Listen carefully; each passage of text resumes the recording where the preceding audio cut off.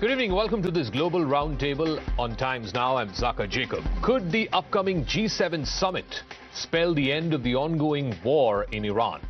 If Donald Trump is to be taken at face value, then we could see a solution as soon as this weekend. The G7 convenes in France starting Monday, but Trump has been teasing a possible agreement between America and Iran.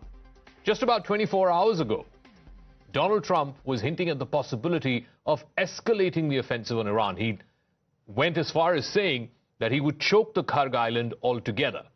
But within 24 hours, in a dramatic volte-face, the US president has now changed his tune, and he's now preparing to lock a final deal with Iran. But there are still challenges that remain. We have been down this road before, and we could likely be down this road again. Donald Trump has once again asserted that this new deal will ensure that Iran will not have a nuclear weapon, but there is no clarity on what that means for Iran's existing nuclear stockpile. Now, here's what the International Atomic Energy Agency estimates. It says that Iran has a stockpile of about 400-odd kilograms of uranium that has been enriched up to 60%, which is close to weapons grade. To get to weapons grade, uranium needs to be 90% enriched. This discovery was what prompted the initial attacks from both US as well as Israel in 2025, the 12-day war, after which Iran agreed to suspend cooperation with the IAEA altogether. Now, in this new deal, will Iran pledge to stop enriching altogether, or will they say that they will enrich only to 60% and no more? While the world awaits all of this clarity, here's what Donald Trump had to say. Once again, Trump threatening to attack, and just when push comes to shove, he tacos, or Trump always chickens out, as the popular saying goes. We just made a great settlement of the war with Iran, and we're going to be subject to finalization of documents, which should get done over the next few days. Probably have a signing maybe in Europe. And most importantly, we have a deal that Iran will never have a nuclear weapon, which was the whole purpose of what we had to go through to get this. So it was a very big thing.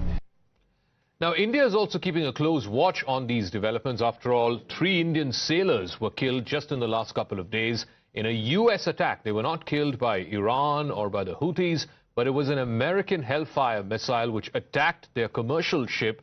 It attacked the engine room of their commercial ship, and 3 sailors died. The government says it's monitoring the movement of these Indian seafarers. India has also lodged a strong protest with the United States. It has demarched the U.S. chargé d'affaires, Jason Meeks, twice so far, just in the last couple of days, over these attacks that have put the lives of innocent seafarers at risk. 3 Indian sailors have died. There were 21 in one particular ship, and 3 ships, 3 separate ships, which have had Indian sailors on board, have been attacked in 3 separate attacks in the last 3 or 4 days. Now, all eyes are on the G7 summit, which is going to happen in Evian-les-Bains in France starting Monday. Donald Trump is expected to attend, and Prime Minister Modi will also be attending the G7 outreach program. And there is expectation that for the first time since February of 2025, both men will meet on the sidelines of the G7. While there is no official clarity, no official statement from the MEA or from the State Department, or rather the White House, on this possible meeting, but there is expectations that there will be this meeting. There's a lot to help resolve as well. There is the issue of the trade deal, which has not been finalized yet. There are the pending tariffs as well. And most importantly, this ongoing situation, which India is facing a lot of problems as far as the closure of the Strait of Hormuz is concerned. Not just the seafarers who got killed, but more importantly, the price of oil, which is going up and up, as a result of which domestic fuel prices have also seen a significant increase in the last month or so. I want to go across to Kanwal Sibal, former Foreign Secretary to the Government of India. Erik Solheim is former UN Under-Secretary General, former Norwegian Minister. Dr. Volker Stanzel is a former German diplomat. He'll be joining us. And Salvatore Babonis is an American sociologist. Thank you very much, gentlemen, for joining us. Ambassador Kanwal, I want to start with you first because of this pressing news about the death of the seafarers.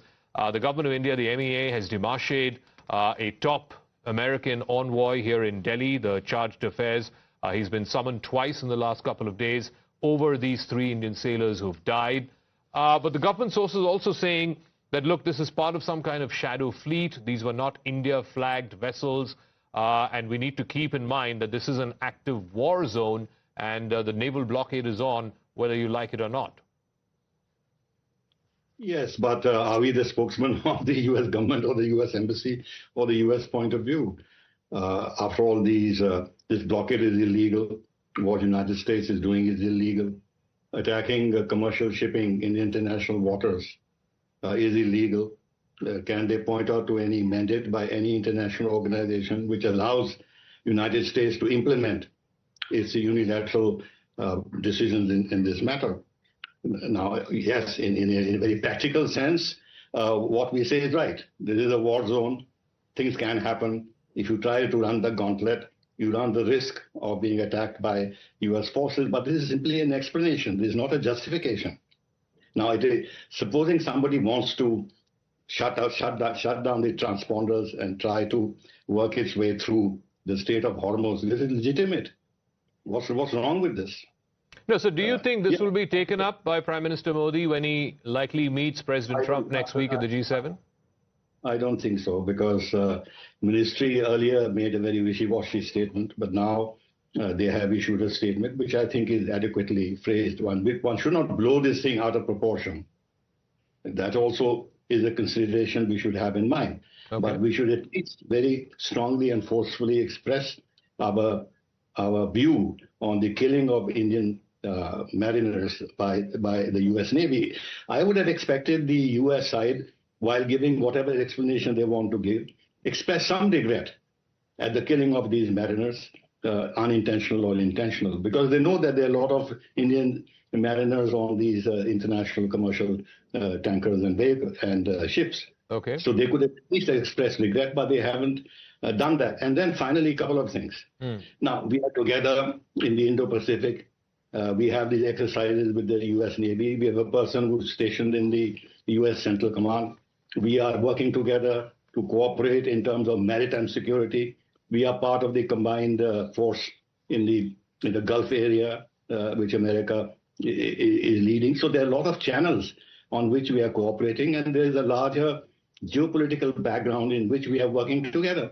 Okay. Now, that doesn't justify killing of Indian mariners by the U.S. Navy. So, it sort of strikes the heart of the cooperation that we have in terms of security in the Indo-Pacific region, which includes the Indian Ocean. So, Salvatore Babones, it's not just this incident, but over the last year or so, there have been teething issues in the India-U.S. relationship, whether it's the trade issue, the tariffs issue, India buying Russian oil, and now, of course, you have this whole sailors issue. Even before the sailors issue, the Strait of Hormuz being shut has had a huge negative impact here in India on oil prices, on inflation, on the Indian rupee.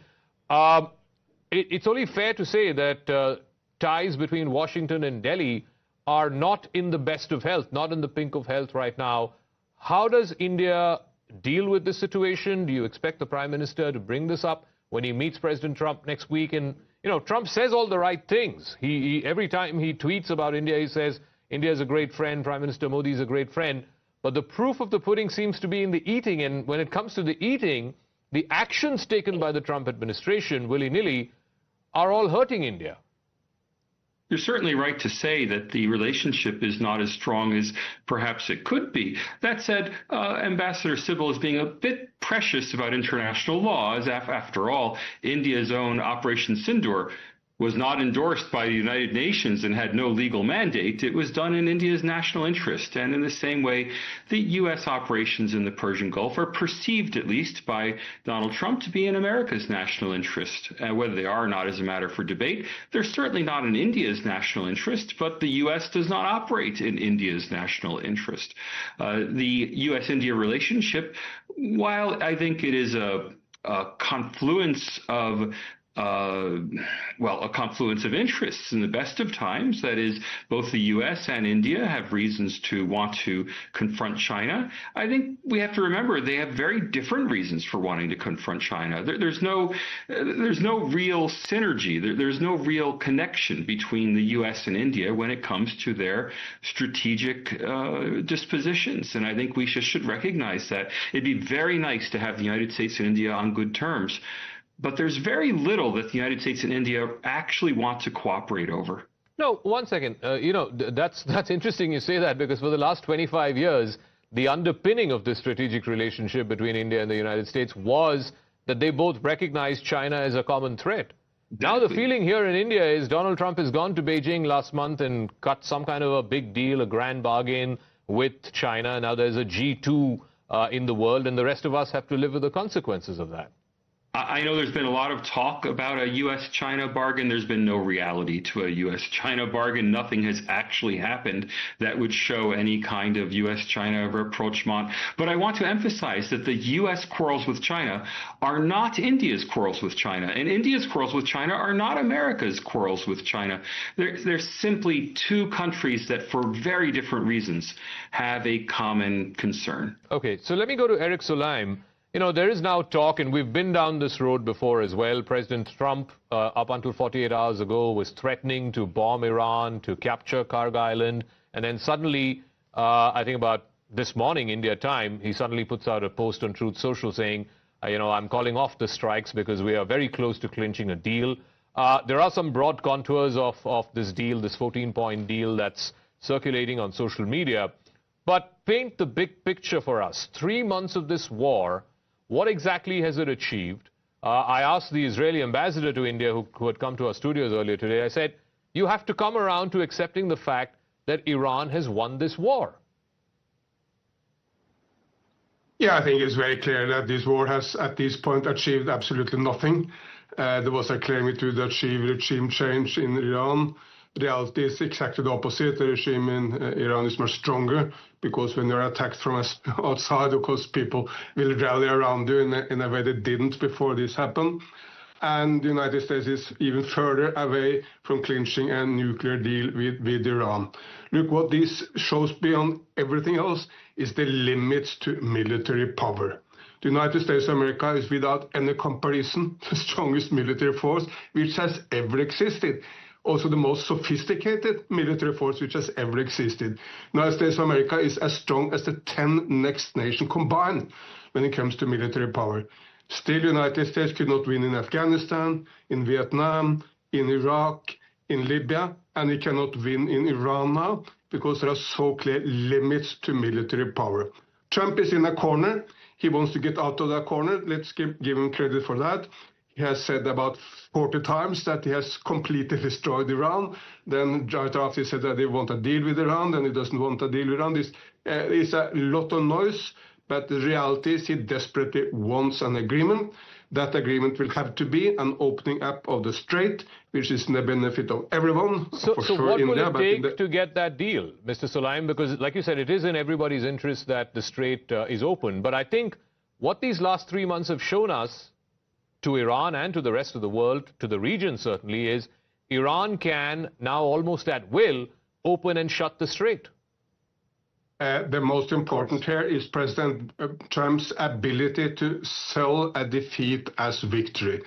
It's a clear defeat. He has not been able to, he has given Iran a new weapon it didn't have, the ability to close the strait. He will not be able to resolve the nuclear issue, but a deal which implies that the strait will be open, it will be passage, we will see a reduction of inflation in the world, and prolonged negotiations on the nuclear issue. That's the deal which Trump can get, and he needs to be able to sell it as a victory to the American people. How do you spin a defeat as a victory? Let me ask Dr. Stanzel this. This is, again, these are source-based reports. This is stuff that's on social media about the 14 points of agreement between America and Iran. Immediate and permanent ceasefire on all fronts, including Lebanon. America's commitment not to interfere in Iran's internal affairs. Full lifting of the naval blockade within 30 days. Full reopening of the Strait of Hormuz within 30 days. suspension of all sanctions on Iranian oil, unfreezing of Iranian frozen assets, at least $24 billion of Iranian frozen assets. Iran reaffirms its NPT commitment not to possess or develop a nuclear weapon, but will not commit to not enriching uranium further. Do you see any of this being agreed to? I mean, Trump is now teasing that we could have an agreement as early as this weekend in Geneva. But the big question, as Mr. Soleim was also saying, is how will he spin a defeat as a victory back to his domestic audiences? Well, but I think his domestic audience is quite used to a president who tells about everything that happens in the world if it pleases him that it's his achievement. We've heard this before also concerning Iran. So this is not really being taken serious in the United States, I'm pretty sure.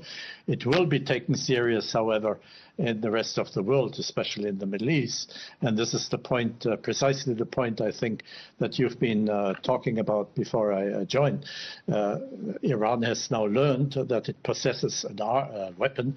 It did not even think about it, that it was a weapon, which is control of the Strait of Hormuz, and to allow passage through the strait only against paying money. And not only that, as we've heard from Tehran just during these past 2 days, they've already thinking about the next similar weapon, which is the Red Sea, the Bab el-Mandeb, where the Houthi in the past already have exercised some kind of control.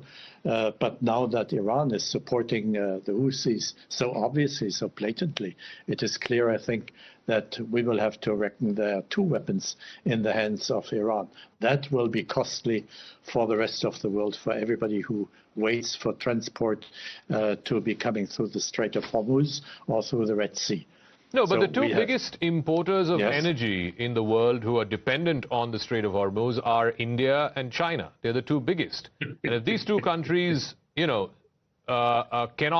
get... Again, I don't believe that the end of this war, you will see a situation where Iran will toll the Strait of Hormuz or ask for some kind of payment from the Strait of Hormuz, because tomorrow India can start tolling the Indian Ocean. China can start tolling the South China Sea. It goes against the United Nations law on the law of the seas. Yes, that's the international accepted legal terms, the law of the seas and the freedom of passage, which we all got used to. But this is changing. And let me look at China first. When I came in, I saw you already been discussing the situation of India. But the situation of China is precarious, precisely because of what you said, but not only because of that, also because China has tried to stay out of the conflict by 100%. They have appealed to partners in conflict to be cautious and to be peaceful, to find a way of agreement, which didn't happen. But China did not get involved. It was ever since there was a conflict between Iran and the United States and other countries, China has tried to stay out of it. But now it's got to pay. And this will not change. And Iran will not give up that weapon, I'm pretty sure. India is something that I hesitate to say something about, but I just want to remind you that India, all throughout the past years, the negotiations about the nuclear program in India, in Iran, India has had an extremely good relationship with Tehran. What is it worth now? Okay, no, we got sanctioned for it. I mean, India was importing from Iran until, I think, 2017, before the American sanctions. At one point, Iran was one of the top 5 suppliers of energy to India. But I want to come back to Ambassador Sybil, and specifically, when Prime Minister Modi and President Trump meet next week. It's not just the sailors issue and the Strait of Hormuz issue, which is clearly hurting the Indian economy. But in the last year, we've had the trade and tariffs issue, the Russian oil sanctions issue, a whole host of, and of course, this constant claim by President Trump that he stopped the war between India and Pakistan, all the great words that he uses for Field Marshal and for the Prime Minister of Pakistan. I mean, all of these have been not just irritants, that these are serious problems that need to be addressed and resolved. Do you see any of that happening next week at the G7 when they meet? Not really. Remember when Prime Minister went to Washington in February last year? Yeah. there was a very fine joint statement that was issued, very forward-looking. And many of the things that the two sides had achieved during the Biden administration were reiterated under different nomenclatures. And from our side, we were very certain that we'd be able to finalize the trade agreement very soon. But nothing of the kind happened. Since then, in fact, the relationship has been delivered body blows by Trump repeatedly. Now, I don't think that just a meeting with Trump is going to resolve all these issues, because I don't think he has a mind for detail, or he's interested in discussing in depth any issue, or he has an understanding even of these issues. He has certain obsessions with regard to tariffs and of scoring victories and demonstrating that he's got the upper hand in any negotiation. And he's claiming that he's now solved 9 wars and maybe he's solved the 10th war and this and that. You can't really have a solid, thoughtful, forward-looking, in-depth discussion with President Trump, who has no head for details at all. And he doesn't think strategically. He has no sense of geopolitics. He wants instant gratification by using American power. So yes, nice words can be said. He'll say something nice about the prime minister and this and that, and then he'll continue with the same litany as before, that they are tariff kings and there was going to be a nuclear war. I saved 40 million people from dying away, from perishing, and Munir is a wonderful chap, a great field marshal. I love him. I love Modi. So he'll keep on saying all these things. I think meeting him has downsides, because you never know what will come up in the meeting, what he might say, what he might demand. And we may not have a ready answer for some of his, for his thinking and his demands. So let's, of course, if a meeting doesn't take place, that itself will be seen as a diplomatic setback. There is no common ground at all. But look at even the tariffs issue. Now, under Section 301, they have started imposing tariffs on countries, including India, for violation of labor code and this and that. So they'll go down this road. They'll find some ways of keep increasing tariffs. Yeah. And he thinks that he's got a handle, and he'll press India to give him the best deal.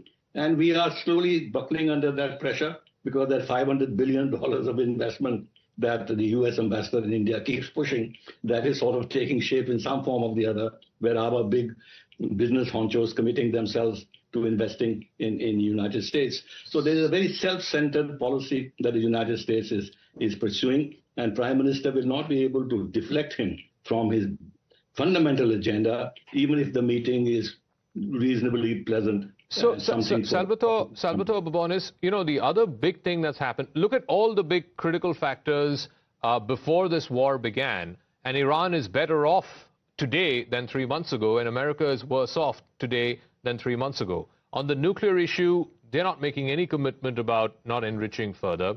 They're not even making a commitment that they will not develop a nuclear weapon, even though the Iranian foreign minister was here last month and he said that, you know, we will not develop a nuclear weapon. Again, we have nothing but Iran's word to take for it. Today, they're probably closer to a weapon than they were 3 months ago. On the issue of the Strait of Hormuz, like the previous panelist said, today they have a weapon that's probably bigger than a nuclear weapon. They can shut at will the Strait of Hormuz, and the rest of the world goes into a tailspin. Oil prices certainly go into a tailspin. And the most important question as far as the region is concerned, today, if you are in Saudi Arabia or Qatar or Oman, and a big part of your economy is dependent on these oil flows, this is your single biggest export, and it is subject to the Strait of Hormuz being open and free. Today, Iran literally has a veto instrument over the Strait of Hormuz. So aren't these countries going to be thinking, why are we paying America billions and billions of dollars to put up these military bases if our security is not guaranteed? And Iran can, at will, change our security. Yeah, Zakka, as an academic, I have to answer to wishful thinking anti-Americanism all around the world, including in my own university. Look, that's not America's oil in the Gulf, in the Persian Gulf. The United States is a net exporter of oil. The United States is a major exporter of refined petroleum products. The only downside to the U.S. economy or to the United States of closing the Strait of Hormuz is that the price of oil rises for American consumers, and it only rises because Trump, unlike other world leaders, has not prohibited the export of American refined petroleum. Were he simply to prohibit the export of refined petroleum, well, price of gasoline would collapse in the United States because the U.S. is a net exporter of refined petroleum. Venezuelan supplies have come online. Mexico is a net exporter.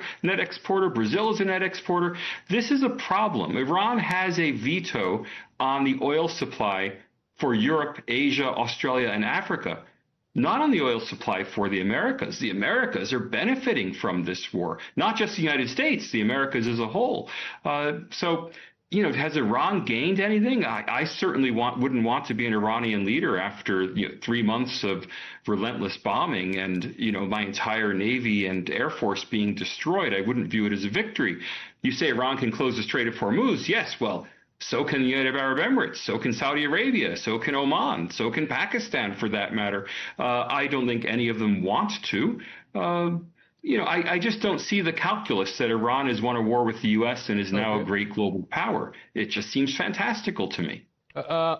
President Trump has just put out a Truth Social post just now, and I'm going to read from it. The terms that Iran leaked out to the fake news have nothing to do with the terms that were agreed to in writing. What they said, including their weak and pathetic statement on having a deal, bears no relation to the truth. Very dishonorable people to deal with.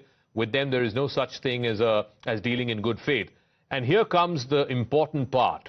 Also, their totally rebuffed drone attack last night against Indian ships leaving the Hormuz Strait is totally unacceptable. They better get their act together and fast.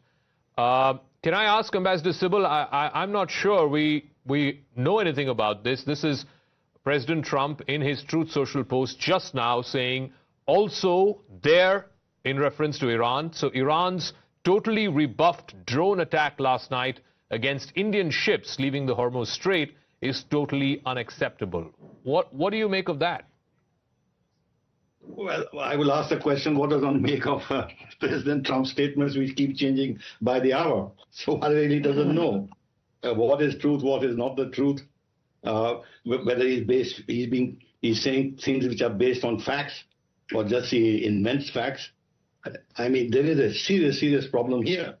I mean, one day he says we are close to having a deal with Iran. The next day he says it's not going to happen. Third day he says we're going to wipe out Iranian civilization. We're going to bomb them to the Stone Age. And then he says, oh, they are fine people. They're fine leaders. I get along very well with them. I like to meet Mustafa Khamenei. I'm sure we'll get along. We can jointly manage the Strait of Hormuz. He says all kinds of things.